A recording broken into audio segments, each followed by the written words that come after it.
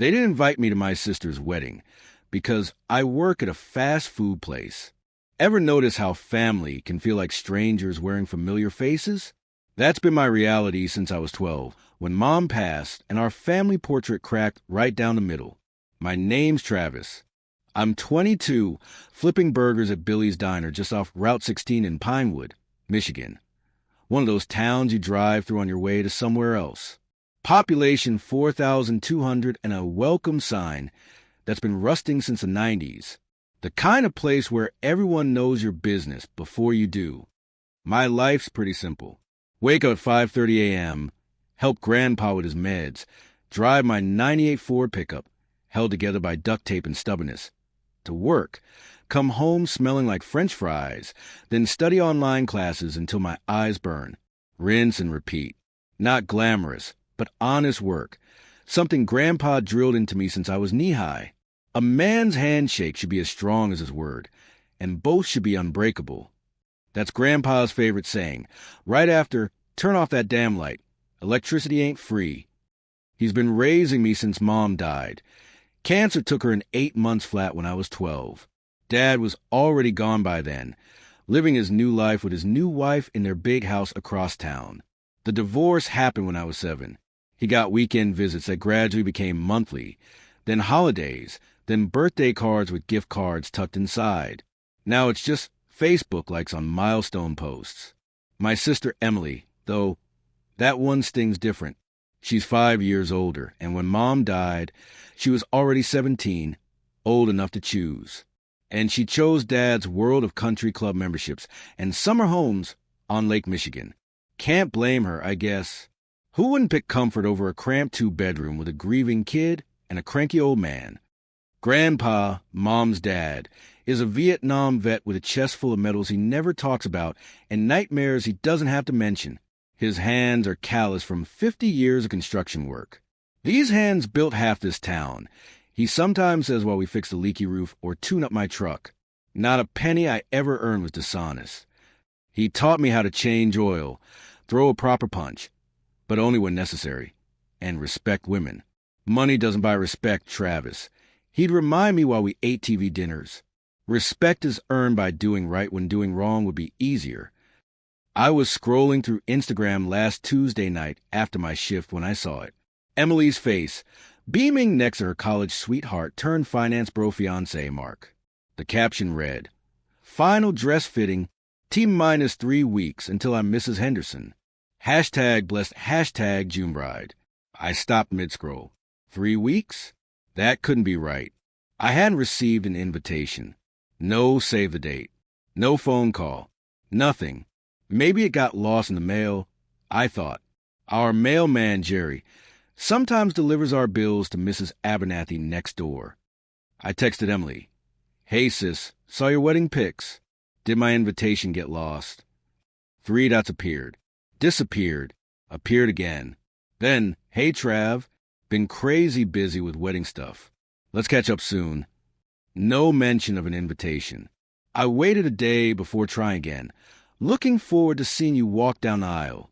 Need the details. This time, no response. Just a read receipt in silence that spoke volumes. The confirmation came from Jake, my high school buddy who bartends at the Grand Hotel downtown, where all fancy events happen. His mom works for the catering company handling Emily's wedding. "Dude, I saw the guest list. He told me while we shot pool at O'Malley's on Friday. You're not on it. Your name's nowhere."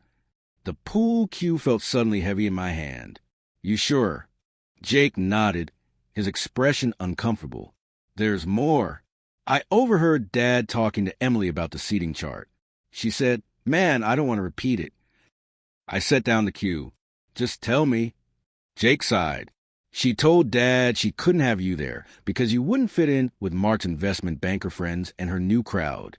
Said something about not wanting to explain why her brother wears a name tag and smells like French fries." The words hit harder than any physical blow I'd ever taken. My own sister, ashamed of me, of my life, of who I am. That night, I drove up to Carson's Point, the cliff overlooking our town where high school kids go to make out and dream about escaping. I sat on my truck's tailgate, thinking about when Emily and I were kids, how she taught me to ride a bike, running alongside until I found my balance, how she'd help me with math homework while Mom baked her famous apple pie, the smell filling our old house with cinnamon and love, how she defended me against bullies in elementary school, telling them her little brother was off limits. When did I become someone she needed to erase? The next morning, I found myself scrolling through more wedding prep photos. Emily with bridesmaids at a champagne brunch. Dad hosting a rehearsal dinner at some restaurant where the menu doesn't list prices. Mark's bachelor party on a yacht. A life I wasn't invited to witness. In one photo, Emily was laughing, head thrown back, looking so much like Mom it stole my breath. Same smile, same eyes. But Mom would never have cut me out. "You're awful quiet today," Grandpa said over breakfast. Eggs and toast. Same as every Sunday. Wedding stuff getting to you? I hadn't told him. Didn't want him to feel the sting, too. "How'd you know?" He tapped his temple. "I'm old, not blind. Small town, big mouths." He took a sip of black coffee. "Your mom would have kicked her behind for this." "It's fine," I lied. "No, it ain't fine," he said, setting down his mug with a thud. "But it's her loss. Remember this, Travis. People who only want you when you're useful or when you look good on their Christmas card aren't worth having around." Later that afternoon, I was covering extra shift at Billy's when I saw them, Emily, Dad, and Mark, along with Mark's parents, getting out a shiny black SUV across the street at the boutique stationery store. Probably picking up those fancy wedding programs with gold lettering. I ducked behind the milkshake machine, suddenly aware of my greasy apron and the ketchup stain on my sleeve. Would they come in? Would Emily pretend to be surprised to see me? Would Dad give that awkward half-wave he perfected over the years? They didn't come in. They got back in their luxury vehicle and drove away, probably to some expensive lunch I couldn't afford on a week's salary. My manager noticed me standing there. "You all right, Travis? You look like you've seen a ghost." In a way, I had. That night, I opened my battered composition notebook, the one where I jot down thoughts for the novel I'll probably never write. My fingers hovered over the blank page before I finally wrote. They say blood is thicker than water, but money can dilute anything. Those words felt true in a way nothing else had that week. Emily and Dad were wearing masks, pretending to be something they weren't, or maybe pretending not to be something they were, ashamed of their roots. Ashamed of me. I closed the notebook and looked at the photo on my nightstand. Mom, Emily, and me at the lake, summer before Mom got sick. We were eating ice cream cones, all of us sunburned and happy. Emily had her arm around my shoulders. My phone buzzed. A text from Emily. "Hey, just checking in. Hope works good. Super busy with wedding stuff, but let's definitely catch up soon." No mention of an invitation. No acknowledgement of the elephant trampling through our relationship. I thought about responding with something cutting, something that would make her feel as small as I felt. But what would that accomplish? Instead, I typed, "Congratulations on your wedding. Hope it's everything you wanted to be." I hit send, then turned off my phone. Grandpa was right. It was her loss. But knowing that didn't make the pain any less real. I opened my notebook again and added one more line. "They're ashamed of my apron, but I'm ashamed of their masks." Maybe someday they'd realize what they'd thrown away. Or maybe they wouldn't. Either way, I'd still be here, working, studying, dreaming of something better, while trying to be proud of what I already had. Because at the end of the day, I'd rather wear an honest apron than a dishonest smile. A week passed since the whole wedding invitation fiasco. I'd like to say I spent it planning some epic revenge or wallowing in self-pity, but the truth is much more boring. Life doesn't pause for a family drama when you got bills to pay. My alarm still blared at 5:30 a.m. Grandpa still needed help with his arthritis meds. The ancient pickup still groaned to life after the third try. And Billy's Diner still needed someone to flip burgers and refill coffee for the morning crowd. That's the thing about small towns and minimum wage jobs.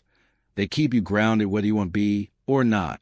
No time for existential crises when Mrs. Hoffman needs her eggs runny, but not too runny, and the lunch rush is about to hit. Maybe that's a blessing in disguise. My coworker Darlene, 45, 3 kids, 2 divorces, and enough wisdom to fill a library, has a saying, busy hands leave no room for the devil to set up shop. Grandpa says something similar, just with more colorful language that would make a sailor blush. Speaking of Grandpa, we spent Saturday patching up the roof. Our house isn't much, a small 2-bedroom ranch style that's seen better days, but it's ours. Well, technically it's the bank's for another 7 years, but you get the idea. Hand me that hammer, would ya? Grandpa called, balanced on the edge of the roof like he wasn't pushing 75. The man refuses to acknowledge limitations, says they're just suggestions from people who gave up too early. Maybe we should hire someone to do this, I suggested, passing him the tool. You're back. He cut me off with a look that could freeze hell. My back's outlasted 2 wars, 3 marriages, and raising your stubborn behind. It'll outlast this roof, too. That's Grandpa for you, stubborn as a mule and twice as ornery. But watching his weathered hands work with the precision of a craftsman half his age, I couldn't help but feel a surge of pride. There's something to be said for the generation that built things to last, including themselves. You thinking about your sister again? He asked without looking up. I shrugged, hammering a nail with more force than necessary. Not really. Liar. He chuckled. Your face gets all scrunched up like your mom's did when she was upset. Can't hide anything from these old eyes. He wasn't wrong. I had been thinking about Emily, about how we used to climb this very roof as teenagers to watch July 4th fireworks. How she'd bring a thermos of hot chocolate, even in summer, because traditions matter. How she'd point out consolations and make up stories about them. You know what your problem is? Grandpa continued, interrupting my nostalgia trip. You're too damn nice. Always have been. Even as a kid, you'd give away your lunch if someone forgot theirs. That a bad thing? He stopped hammering, looking at me straight on. In this world? Sometimes. But it's who you are, just like it's who your mom was. This world tries to beat the kindness out of you, make you hard and selfish. Fighting that takes more strength than most people have. We finished the roof just as the sun started setting, casting long shadows across our patchy lawn. As we packed up the tools, Grandpa placed a callous hand on my shoulder, a rare show of affection from a man who considers, I didn't criticize your cooking, high praise. Your sister and your dad, they forgot where they came from. But you're still you. That's worth something. Coming from him, that was practically a Hallmark card. Monday morning brought the usual chaos at Billy's. The coffee machine decided to revolt. The new kid mixed up 3 orders, and Darlene was running late because her son's car broke down. Again, I swear that boy could break an amber with feather, she huffed, tying her apron. Thanks for covering my tables. I waved her off. No big deal, though Table 7 might revolt if their pancakes don't show up soon. By noon, things had settled into a familiar rhythm of clanking plates and sizzling grills. That's when I spotted them. 3 stray dogs hanging around our dumpster, ribs showing through matted fur. It wasn't an unusual sight. Our little corner of Pinewood has a stray problem that the underfunded animal control can't keep up with.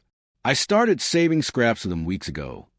Nothing spoiled or unhealthy, just leftover burger patties or bacon that would otherwise go to waste. Feeding your fan club again? My manager Mike shook his head as I headed out back with a plate of scraps. He pretends to be annoyed, but I've caught him sneaking treats to them too. Someone's got to look out for them. I called back. The dogs, I'd named them Rusty, Shadow, and Peanut, had become regulars, recognizing the sound of the back door. Rusty, the oldest with graying muzzle, approached first. The others hung back until they were sure it was safe. Easy, guys. Plenty for everyone, I murmured, setting down the plate and stepping back. Watching them eat, I couldn't help but think about luck and circumstance. One different turn, and any of us could end up desperate and depending on strangers' kindness. My notebook was filling with observations like this. Snippets about the generation raised on fryer oil and blind hope, about small acts of decency in an increasingly indecent world. Maybe someday they become something more than late-night scribbles. The rest of the week passed in a blur of identical shifts, online assignments for my business management class, and helping Grandpa with his physical therapy exercises. He hates them, curses through every rep, but does them anyway because stubborn keeps you alive longer than doctor's orders. Friday night, I picked up an extra closing shift. The money wasn't great, but every dollar counts when you're saving for tuition, and a truck that doesn't sound like it's dying every time you hit 50 miles per hour. I clocked out just after 11 p.m., exhausted and smelling like the inside of a deep fryer. Outside, rain poured down in sheets, turning the parking lot into a small lake. Just my luck, I forgot my umbrella. Pulling my thin jacket over my head, I made a run for my truck. That's when I heard it. A sharp yelp followed by the screech of tires. Through the curtain of rain, I caught the flash of taillights speeding away, and something dark lying motionless on the wet asphalt. I didn't think. My feet were moving before my brain caught up, splashing through puddles toward the crumpled form in the road. It was a dog medium-sized, with golden brown fur now slick with rain and blood. Not one of my regular strays. This one wore a collar. The dog whimpered when I approached, trying to stand but collapsing back down. I could see its leg was badly injured, possibly broken. No way I could leave it there. "Hey, buddy, it's okay," I said softly, removing my jacket despite the rain soaking through my uniform shirt. Carefully, I wrapped it around the trembling animal, trying not to cause more pain. "I'm going to help you. Just don't bite me, all right? My health insurance is basically non-existent." The dog looked at me with those eyes that somehow managed to be both trusting and afraid, and I was done for. Gently lifting the bundle, I carried it to my truck. The nearest emergency vet was in Greenburgh, 20 minutes away. I placed the dog on my passenger seat, trying to make a nest of sorts with my gym bag to keep it stable during the drive. As I navigated rain-slicked roads, I glanced at my new companion. "So, rough night, huh?" Makes my family drama seem pretty trivial. The dog whined in response, resting its head on my bag. My phone buzzed. A text from Grandpa. "Where are you?" "Storm's getting worse."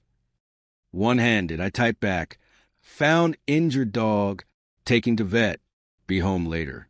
His response was immediate. "Bring dog food and towels for the muddy paws. Don't want that mess on my clean floors." That's Grandpa, gruff exterior, marshmallow interior. The Greenburgh Emergency Animal Hospital was bright and sterile, a stark contrast to the dark storm outside. The receptionist looked up as I entered, dripping water everywhere, cradling a bloody bundle. "This dog got hit by a car," I explained. "Driver took off. Found it outside my work." She immediately called for a tech who whisked the dog away on a gurney so efficiently I was left standing there, wet and suddenly empty-handed. "We'll need to get some information," the receptionist said kindly, "and discuss payment options." My stomach dropped. I hadn't even thought about that part. Pulling out my wallet, I counted what I had, $63. My last paycheck had mostly gone to books for the semester, with the rest earmarked for gas and Grandpa's medication copay. "How much will this cost?" I asked, trying to keep my voice steady. She smiled sympathetically. "Hard to say until the vet examines him. X-rays alone are about $200, and if surgery is needed..." I swallowed hard. "I'll figure it out. Maybe a payment plan." An hour and a half later, the vet, Dr. Chun, according to her name tag, came out to the waiting room. I'd been the only one there, thumbing through outdated magazines and trying not to worry about how I'd explain to Grandpa why I couldn't contribute to the electric bill this month. "Your dog has a broken leg and some bruised ribs, but no internal bleeding," she said. "He's very lucky you found him when you did." "He's not actually my dog," I admitted. "I just found him." Dr. Chin nodded, unsurprised. "Well, he had a microchip, but it's not registered, and there's an address on his collar tag." She handed me a slip of paper. "Oak Hill Road, number 42. That's about 15 minutes from here." I recognized the area. It was one of those upscale neighborhoods on the outskirts of Pinewood, where houses have names instead of numbers, and every driveway contains at least one luxury car. "What happens now?" I asked. "We've set the leg and given him pain medication. He'll need follow-up care, but he can go home tonight. The bill. She hesitated. I braced myself. How much? $350. I felt the blood drain from my face. That was more than half my next paycheck. I understand this is difficult, Dr. Chin said gently. Since you're not the owner, you're not obligated to pay. We can keep him here and try to contact the owner tomorrow. I thought about those eyes, that trust, about driving away and leaving him here, confused and in pain, about the kind of person I'd be if I did that. I'll pay, I said, pulling out my debit card, the one I only use for emergencies. This counts as an emergency, right? The vet smiled. I'd say so. She paused, then added more quietly, I can write off some of the medication as samples. Bring the total down to an even $300. Small mercies. An hour later, I was back in my truck with a drowsy, bandaged dog, a bag of medications, and instructions for care. The rain had finally stopped, leaving behind that clean, earthy smell that makes even pine wood look fresh. I looked at the address on the slip of paper, then at my watch. Nearly 2 a.m. Common sense said to go home, get some sleep, and find the owner tomorrow. But then the dog sighed, shifting slightly to rest his head on my leg, and I knew I wasn't going home yet. All right, buddy, I said, putting the truck in gear, let's get you home. Though fair warning, if your owner's half as stuck up as their neighborhood suggests, they might not appreciate a minimum wage burger flipper knocking on their door at 2 a.m. The dog didn't seem concerned. As I pulled onto the main road toward Oak Hill, I realized I wasn't either. Some things you just do because they're right, not because they're convenient or comfortable. That's what Grandpa would say. Anyway, and for all his grumbling and politically incorrect jokes, the old man usually knows what he's talking about. Oak Hill Road was exactly what you'd expect. Manicured lawns that probably cost more to maintain monthly than my entire semester's tuition, houses with more windows than walls, and driveways longer than Main Street. Even at 2 a.m., the neighborhood had that polished feel, like nothing bad could ever happen here. The kind of place where people worry about property values instead of making rent. I checked the address again as I pulled up to a long driveway with an actual gate. Number 42. Unlike its neighbors with their motion sensor lights and illuminated pathways, this place sat dark and secluded at the end of a winding gravel drive, partially hidden by overgrown oak trees that clearly hadn't seen a landscaper in months. The contrast was jarring. In a neighborhood of pristine showcases, this property stood like a stubborn holdout against the tide of perfectionism. It reminded me of Grandpa's refusal to trim his beard just because company's coming. The gate was open, probably how the dog got out. I drove through slowly, the truck's headlights cutting through darkness to reveal a sprawling single-story house with a style that architects probably call mid-century modern and Grandpa would call a waste of good lumber. The injured dog perked up slightly, recognizing home despite his medication haze. Almost there, buddy, I said, parking near the front entrance. No lights were on inside, but a beat-up Volvo station wagon in the driveway suggested someone was home. I gathered the drowsy pup in my arms, grabbed the medication bag with my teeth, and made my way to the front door. For a split second, I hesitated. What kind of person opened their door to a stranger at 2 a.m.? The kind who got murdered in the true crime shows Darlene was always watching during breaks. But I'd come this far. Taking a deep breath, I shifted the dog's weight and pressed the doorbell. Nothing happened. No chime, no lights, nothing. Either was broken or disconnected. I tried knocking, awkwardly bouncing the dog while rapping on the solid wood door. Still nothing. I was contemplating my next move when the porch light suddenly flicked on, temporarily blinding me. I heard locks turning, multiple locks, before the door cracked open about 6 inches, secured by a chain. A gruff voice from behind the door asked what I wanted. No, who are you? Or, can I help you? Just straight to what do you want? Like a man who'd long ago lost interest in pleasantries. I explained about finding the injured dog, the trip to the vet, and the address on the collar. The door closed briefly. I thought maybe he decided to call the cops, then reopened fully, chain removed. The man standing there was nothing like I expected. From a neighborhood and house, I'd imagined some wealthy retiree in monogram pajamas. Instead, I faced a tall, lean figure with wild gray hair and beard that would make ZZ Top proud. He wore faded jeans and a flannel shirt with reading glasses hanging from a cord around his neck. Despite being in his 60s, he had the intense eyes of someone much younger, sharp, alert, and deeply suspicious. Those eyes locked onto the dog, and for a moment, the hard exterior cracked. Something like relief washed over his face. "Max," he said softly, reaching for the bundle in my arms. The dog's tail gave a weak thump against my chest. I carefully transferred Max to his owner, explaining the injuries, medication schedule, and follow-up care instructions. The man listened with laser focus, asking precise questions about pain management and healing time frames. Once Max was settled on a plush dog bed inside, the man turned his attention fully to me, studying me with the same intensity. It felt like being analyzed by an MRI machine. "You paid for his treatment." It wasn't a question. I shrugged. Couldn't just leave him there. Most would have. I'm not most people, I guess. "Clearly." He extended a weathered hand. "Jack Crawford." The name hit me like a thunderbolt. Jack Crawford. The Jack Crawford? Author of The Fading Light of Summer. The novel that sold millions in the 90s. That my mom read cover to cover 3 times. That got made into that movie with Tom Hanks?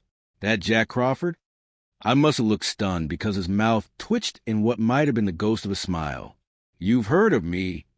I nodded, finding my voice. "My mom loved your book. Used to read passages out loud during road trips." Something shifted in his expression, a softening around the eyes. Perhaps. "Used to." She passed. "Cancer. 10 years ago." He nodded slowly, as if confirming something to himself. "Come in, Travis. I think we could both use some coffee." I hadn't told him my name.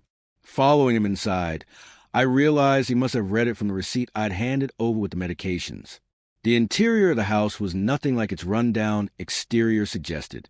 Clean, organized, with floor-to-ceiling bookshelves lining every wall. A writer's sanctuary. The living room featured a stone fireplace with dying embers and a single armchair position for optimal reading light. No TV, no family photos, just books, a record player, and Max's bed in the corner. It felt simultaneously cultured and lonely. "Black okay?" he called from the kitchen. "Perfect," I answered, trying not to gawk at signed first editions that probably cost more than my truck. Jack returned with 2 mugs of coffee strong enough to strip paint. He gestured toward the single armchair, taking a seat on a wooden stool that looked decidedly uncomfortable. "So," he said after a long sip, "you work at a diner, study business management online, and live with your grandfather who's a Vietnam vet. You feed strays behind your workplace and write observations about humanity in a composition notebook. There's something weighing on you, too, something personal, family-related." I nearly choked on my coffee. "How did you—" "The grease stains on your uniform say diner. Your backpack has a community college logo and a business textbook visible. Dog hair on your pants. Not just Max's. Suggests regular contact with multiple dogs. The calluses on your right middle finger come from extensive writing, but your laptop is older model, suggesting you prefer handwriting. The notebook edge sticking out of your pocket is the standard black and white composition type." He took another sip. "The grandfather is a guess based on the Vietnam veteran cap in your truck window. As for the personal weight you're carrying, that's just the look in your eyes. I recognize emotional burden when I see it." For a moment, I felt exposed, like he'd read my diary instead of just my appearance. Then I remembered this was what writers did. They observed. Mom used to say Jack Crawford could tell you your life story after watching you order coffee. "That's impressive." He shrugged, just paying attention. A dying art in a world of screens.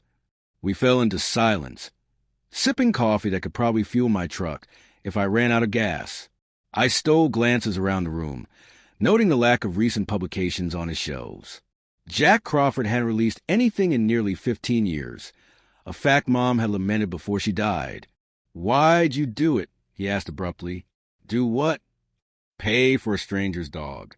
$300 isn't pocket change for someone in your position. I considered making up something noble, but something told me he'd see right through it. Honestly, I looked at him and just couldn't walk away. Simple as that. Jack studied me over his mug. Nothing simple about it. People walk away all the time. It's the default setting of humanity now. He gestured vaguely toward the window. Out there, it's all carefully curated selfishness disguised as self-care. I thought about arguing, but couldn't really disagree. Wasn't that exactly what Emily and Dad had done? Walked away when staying meant inconvenience? Max was a gift from my late wife, Jack continued, 5 years ago, right before she passed away after her long illness. He's been my only constant companion since. The parallel to my own loss hung between us, unacknowledged but present. People leave, he said matter-of-factly. Books stop selling. Critics move on to fresher voices. Friends get tired of your grief. But Max stayed. His voice softened, and you brought him back. I shifted uncomfortably under the weight of his gratitude. Anyone would have... No, he cut me off sharply. That's precisely my point. They wouldn't have. I've spent 15 years watching humanity disappoint me at every turn. I convinced myself that goodness without agenda was extinct. He leaned forward. Then you show up at 2 a.m., soaked through, having spent half your paycheck on a dog you've never met, belonging to a person you don't know. A dry laugh escaped him. It's like the universe sent a walking rebuttal to my cynicism. I didn't know how to respond to that. It seemed excessive praise for what felt like basic decency. Jack set down his mug. Let me ask you something. Why do you write in that notebook? What are you trying to capture? The question caught me off guard. I'd never really articulated it to anyone. Grandpa knew I wrote, but never asked why. It felt strange having a famous author inquire about my scribbles. Just thoughts, I guess. Observations. Things about my generation that nobody seems to notice.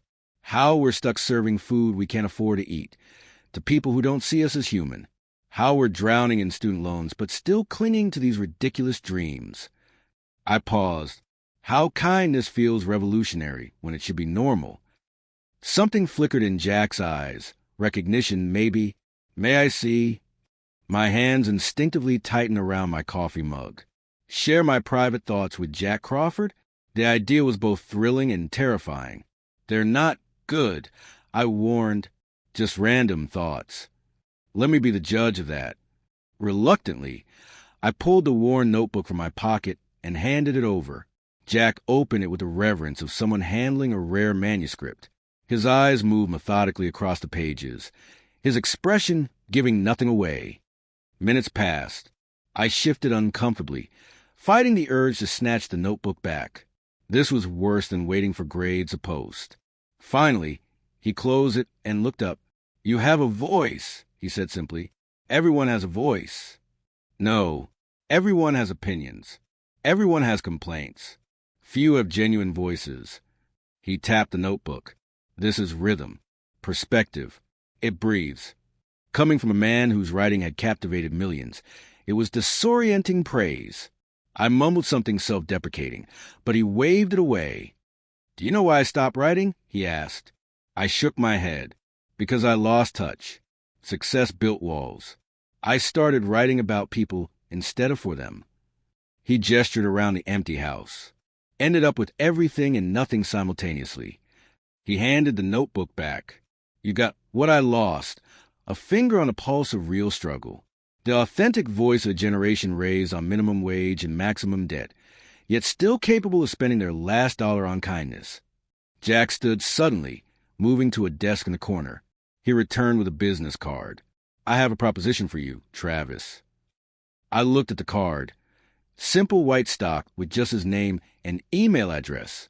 I've been stuck for years, he continued. But reading your notes, there's something there. Raw, unfiltered, honest. It needs refinement, structure, but the core is solid. He leaned forward. You've got the perspective. I've got the experience. What would you say to collaborating? My brain short-circuited. Jack Crawford wanted to work with me? It had to be the late hour, or maybe gratitude over Max. There was no way he was serious. On what? I managed a book, your observations, your generation, the world through the eyes of someone who still bothers to save dogs at 2 a.m. His eyes gleamed with energy that transformed his entire face. The working title, The Apron Generation. What do you think? I thought it had to be a joke, or a dream, or maybe the fumes from a decade of cleaning grills had finally caused hallucinations. Why would you want to work with me? I'm nobody. Jack smiled, a real smile that reached his eyes and subtracted years from his face. Nobody is exactly who needs to be heard right now. The somebodies have had the microphone too long. He walked to the window, pulling back the curtain to reveal the first hints of dawn breaking over the manicured lawns of Oak Hill Road. You know what I see out there? Facades. Empty houses filled with expensive things and hollow people. I've been one of them. He turned back to me. But you've got something authentic. Something that matters. I stare at the business card in my hand, feeling the weight of possibility it represented. This couldn't be real. I don't have time, I said weakly. Work, school, Grandpa.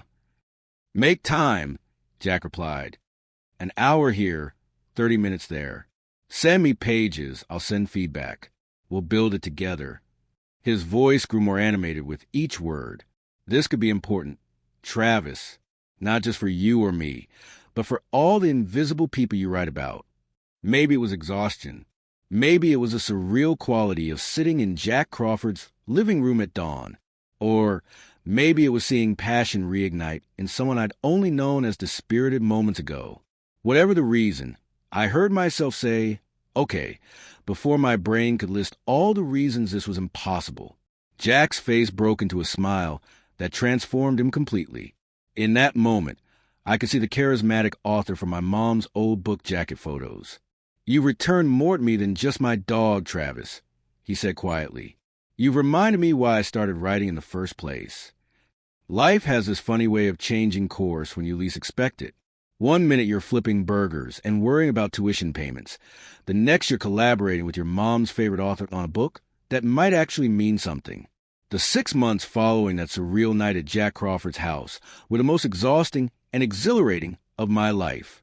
My routine shifted from merely hectic to borderline impossible. Mornings at Billy's Diner, afternoons at school, evenings helping Grandpa, and late nights writing with Jack.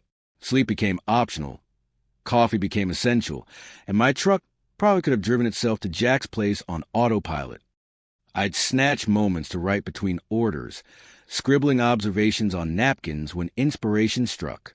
Grandpa, bless him, started handling more around the house without complaint, his way of supporting me without getting mushy about it. Just don't forget who changed your diapers when you're famous. He'd grumble while shooing me out the door for my sessions with Jack. Those sessions were unexpected lessons in themselves. I'd imagined some movie montage of inspirational mentoring, but the reality was both more mundane and more profound. Jack wasn't gentle with feedback. He'd read my latest pages, grunt, cross out entire sections, and make notes and margins that sometimes just said N-O.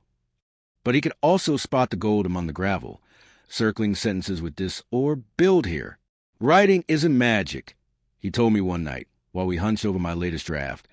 Takeout containers creating a makeshift Great Wall of Chinese food between us. It's excavation. You dig through a mountain of mediocrity to find one diamond of truth. We develop a rhythm. I bring raw material. Stories from the diner, conversations with Grandpa, observations about customers who treated me like furniture rather than a person, reflections on classmates balancing parenthood with night school. Jack would help shape it, pushing me to go deeper, to find a universal in the specific. Don't tell me the customer was rude, he'd insist. Show me how her refusal to make eye contact made you feel invisible. That's the story, not the rudeness, but the invisibility of an entire generation. The book evolved into something neither of us had fully envisioned, not just complaints about low wages or student debt, but an exploration of dignity in an age that treats it as optional. We called it the Apron Generation, a nod to all the young people like me who wear uniforms as they serve those who never had to. Max recovered fully from his accident, becoming our unofficial third collaborator. He'd listened to drafts with what Jack insisted was literary desummit in his eyes. By month 4, Jack sent sample chapters to his former editor at Pinnacle Publishing. Her response came 3 days later. She wanted the full manuscript as soon as possible. By month 6, we had a book deal. Not a huge advance. Publishing isn't what it used to be, but enough that I could cut back to part-time at Billy's and focus more on finishing my degree. Jack refused to take more than 30% of the money, saying my story was worth a larger share. The day we submitted the final manuscript, Jack broke out a bottle of scotch older than me. We sat on his porch watching sunset over Oak Hill Road's perfect houses, while he explained why aging liquor in oak barrels was a metaphor for how time refines both whiskey and writers. I remember that night vividly because it was the first time in years I felt something like peace. Not because of the book deal, but because for once, someone had truly seen me. Not the uniform, not the beat-up truck, not the community college textbooks, but the person underneath it all. When I thanked Jack, he just shook his head. You saved me from becoming a bitter old cliché, Travis.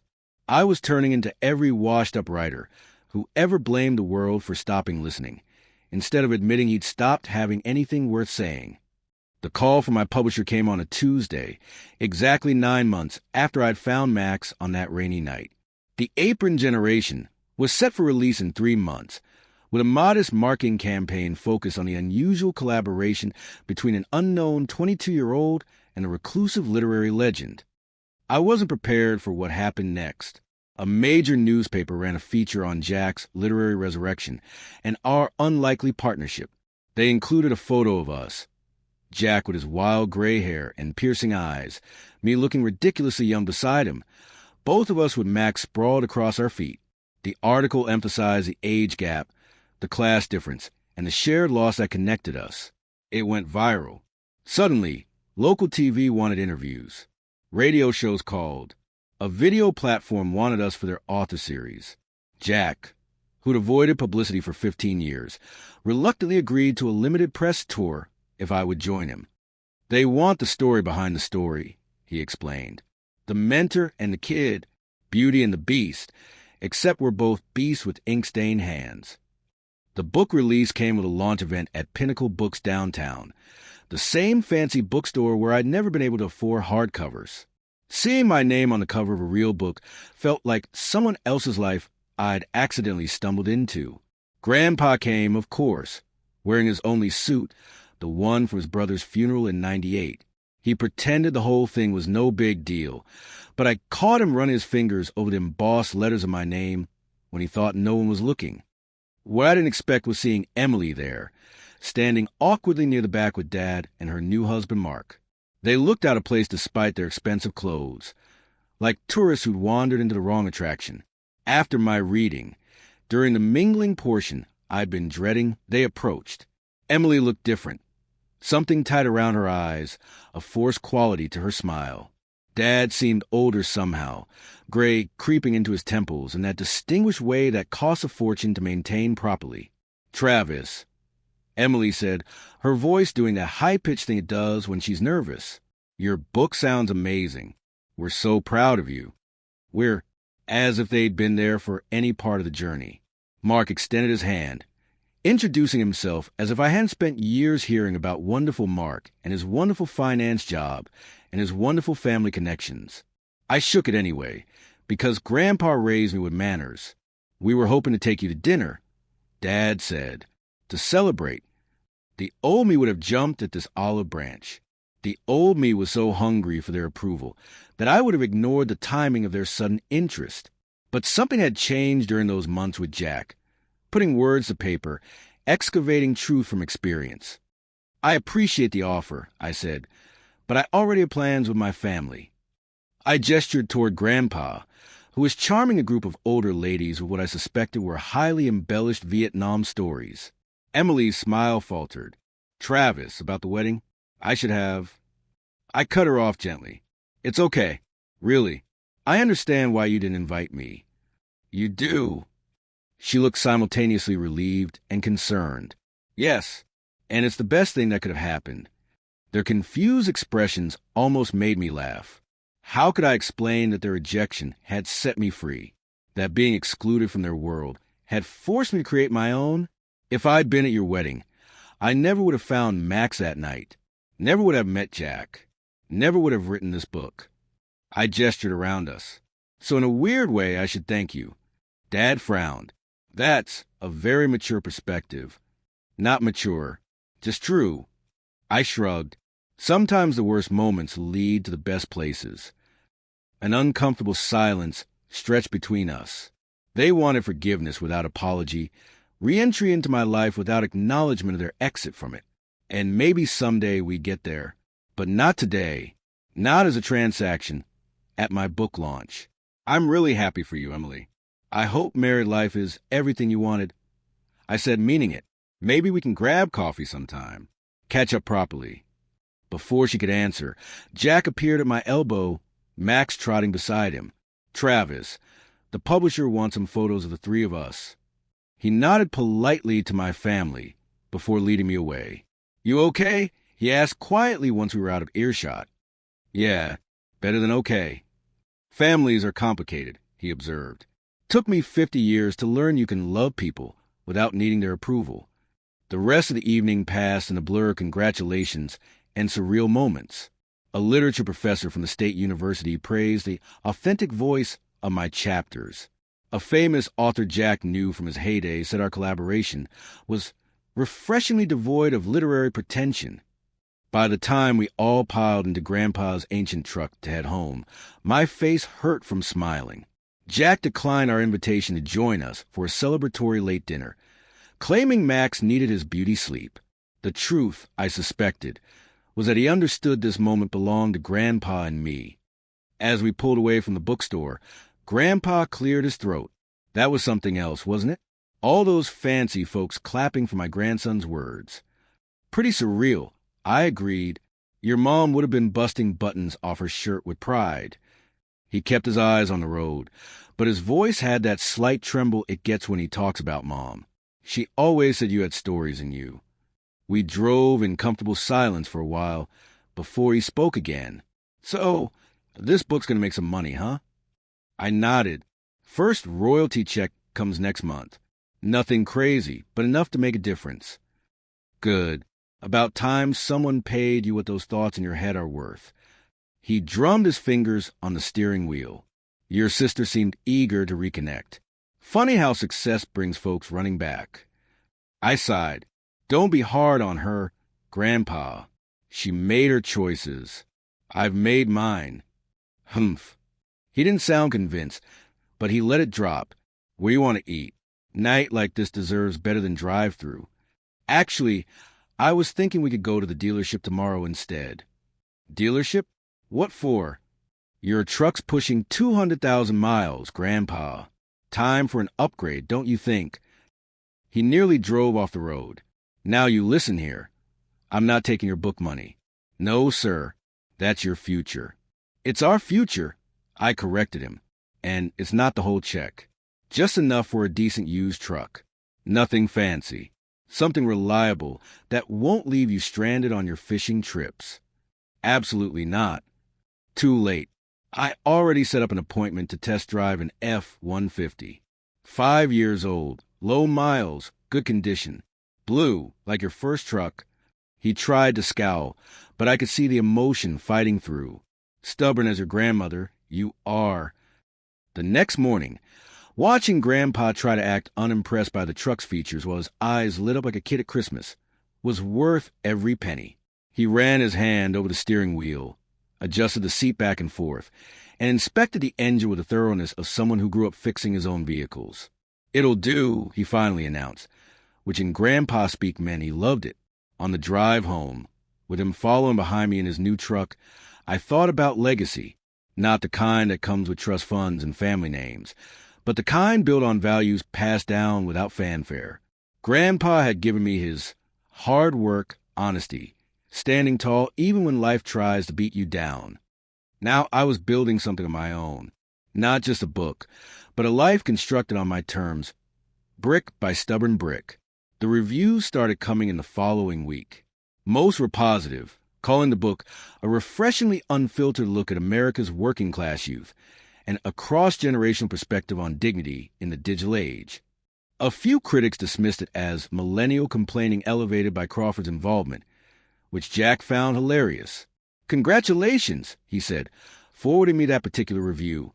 "You've officially arrived when they start dismissing you." Sales were steady, if not spectacular. We hit the extended bestseller list in our third week. Not Harry Potter numbers, but respectable enough that the publishers started discussing a follow-up. What meant more than sales figures were the emails and messages that began trickling in. College students working 3 jobs to make tuition.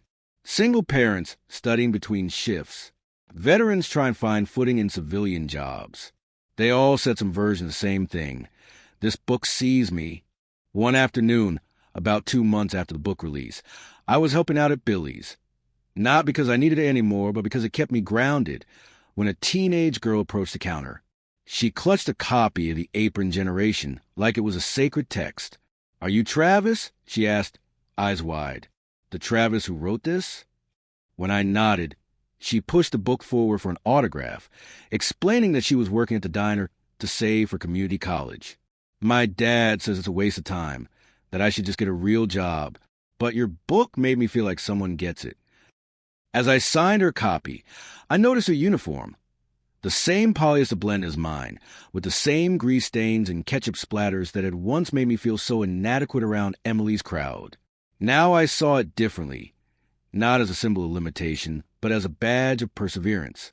That night, I drove out to Jack's place with a 6-pack of craft beer and a new chapter idea. Max greeted me with his usual enthusiasm, but Jack seemed distracted, shuffling papers on his desk. "Everything okay?" I asked. He hesitated, then handed me a letter. Pinnacle wants to nominate the Apron Generation for the National Book Award. I nearly dropped the beer. Isn't that huge?" "It's significant," he acknowledged with classic Jack understatement. "But more importantly, they specifically mention your contributions as the reason, not mine, yours." The validation felt both wonderful and strangely unnecessary. 6 months ago, I would have desperately needed this external approval. Now it was nice, but no longer essential to my sense of worth. "We should celebrate," I suggested. "Maybe invite Grandpa over for a barbecue this weekend? He's been asking about Max." Jack agreed, and as we settled into our usual writing positions, him in the armchair, me on the couch, Max between us, I realized how much had changed, not just externally with the book's success, but internally. The sting of Emily's rejection had faded, replaced by appreciation for the authentic connections in my life. 2 days later, I received a text from Emily asking to meet for coffee. I agreed, more out of curiosity than anything else. She was waiting when I arrived at the cafe, nervously shredding a napkin. Gone was a designer outfit from a book launch, replaced by jeans and a simple sweater that reminded me more of the sister I grew up with. "I read your book," she said as I sat down. "Twice. And I didn't know." She looked up, eyes damp. "I didn't know what things were like for you, what you were thinking all these years, how it felt when I drifted away." I sipped my coffee, let her find her words. "There's this part where you talk about invisible lines between people's worlds. How some folks never see past the person serving their food to the human behind the name tag." She twisted her wedding ring. "I think I did that to you. I put you on the other side of the line." It was more self-awareness than I'd expected from her. "The thing is, Travis, the fancy life I thought I wanted, it's hollow sometimes. Mark's friends talk about nothing that matters. Their biggest problem is which vacation home needs redecorating. What are you looking for here, Emily?" I asked gently. "Forgiveness? Reconnection? What?" She considered this. "I don't know. Maybe just to say I'm sorry. And I'm proud of you. Not because of the book's success, but because you stayed true to yourself when I couldn't." It wasn't a perfect apology, but it was an honest one. And maybe that was enough to start rebuilding. Not what we had been, but something new. Later that week, when the first major royalty check arrived, I drove straight to the bank and set up 2 accounts. one for future education, and one for a down payment on a small house for Grandpa and me. Nothing fancy, but something that belonged to us, with no landlord to answer to. When I showed Grandpa the paperwork, he stared at it for a long moment before nodding once, sharply. "Good investment," he said gruffly, which was his way of saying he was moved beyond words. That evening, I sat on our porch steps, watching him polish his new truck with the same care he once gave his service medals. The spring air carried the scent of Mrs. Henderson's flowering pear trees next door, and somewhere down the street, kids were playing before dinner. My phone buzzed with a text from Jack about our next writing session. My notebook lay open beside me, already filling with observations for our second book. And for the first time in a long while, the future looked like a horizon of possibility rather than a wall of limitations. Not because of money or recognition, but because I'd learned that my worth wasn't determined by who included or excluded me. It was built day by day in how I treated others, the work I created, and the person I chose to become, regardless of whether anyone was watching. 3 years have passed since the Apron generation hit shelves. Feels like 3 lifetimes. The book eventually sold over 1 million copies, got translated into 16 languages, and is now required reading in some college sociology courses. There's even talk of a film adaptation, though I'll believe that when I see it. Hollywood has a way of making promises with expiration dates. The success changed some things, but not others. I finished my business degree, but still stop by Billy's Diner once a week. Not to work, but to chat with Darlene and the crew, and to remind myself where this journey began. Jack and I wrote a second book together, a deeper dive into America's widening opportunity gaps. It didn't sell quite as well as the first, but the critics called it more mature and unflinching. Jack says that's code for less commercial but more important. Either way, it earned enough that I could focus on what matters most to me now. 6 months ago, we launched the Apron Foundation, a nonprofit that provides mentorship and publishing opportunities to young working-class writers. We converted an abandoned storefront downtown into a writing center where kids can come after school or between shifts. The look on their faces when they see their words in print for the first time, that's worth more than any royalty check. Jack's transformation has been remarkable. His wild beard is now neatly trimmed, his home renovated, and his name back in literary conversations. Last month, he released his first solo novel in nearly 2 decades, a powerful story about second chances that's getting the best reviews of his career. At 64, he's experiencing a renaissance that has critics buzzing about a potential Pulitzer. As for Max, he's enjoying his senior years as the unofficial mascot of our writing center, where kids sneak him treats despite the "don't feed the dog" sign on my desk. The hardest part of these years was losing Grandpa last winter. He went peacefully in his sleep, after a day spent fishing at his favorite lake and an evening watching baseball in his favorite chair. The doctor called a heart failure, but I like to think his heart had simply completed its mission. He lived long enough to see our new house finished, a modest 3-bedroom with a wraparound porch and a garage big enough for his beloved truck. He lived long enough to hear kids ask for his autograph when they discovered the character in my book was based on him.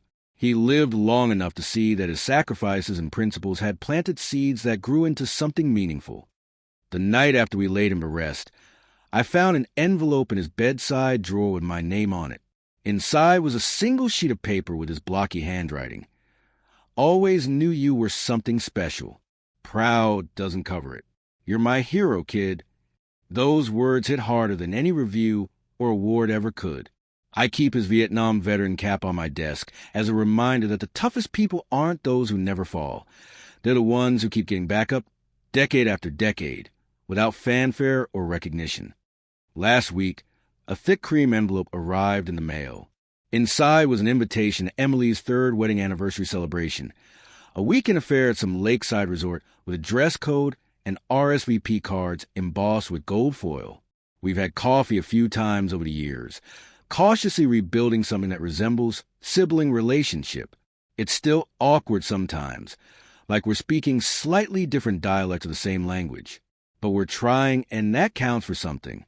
I studied that invitation for a long time, running my fingers over the expensive paper, remembering how desperately I once wanted to be included in her world. Then I smiled, tucked into my desk drawer, and turned back to the manuscript I was editing. A collection of short stories written by a 19-year-old single mother who works night shifts at a gas station and writes during her baby's naps. I'll probably go to Emily's party.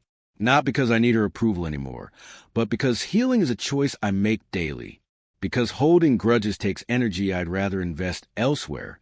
Because family, even complicated, messy family, still matters. But I no longer measure my worth by who invites me to their table. This morning, I stood on my porch watching the sunrise, coffee in hand, thinking about the unlikely path that led me here. How rejection can be redirection. How pain can become purpose when you refuse to let it embitter you. If there's anything I've learned from this journey, it's that we don't get to choose all our circumstances, but we always get to choose what we build with them. The most beautiful structures often rise from the most difficult foundations. Life isn't about waiting for an invitation to someone else's banquet. It's about building your own table, one with room for everyone who sees value in authenticity over appearance. And if people from your past suddenly want a seat once the feast is prepared, well, that's when you discover the person you've truly become. I chose to make mine a big table. There's room for Jack, for the young writers finding their voices, for Emily and Dad as they figure out how to be family again. And yes, there's a permanent empty chair in honor of Grandpa, who taught me that character isn't about what you have, but what you give. Some might call this a success story. I call it the beginning of something bigger than myself. I'm not waiting to be invited anymore. I'm building something worth being part of. A community where worth isn't measured by paychecks or job titles, but by how we treat each other when nothing is at stake. Because at the end of the day, we're all just people trying to matter in a world quick to render us invisible. And sometimes the greatest gift we can offer another human being is to truly see them, apron, uniform, name tag, and all,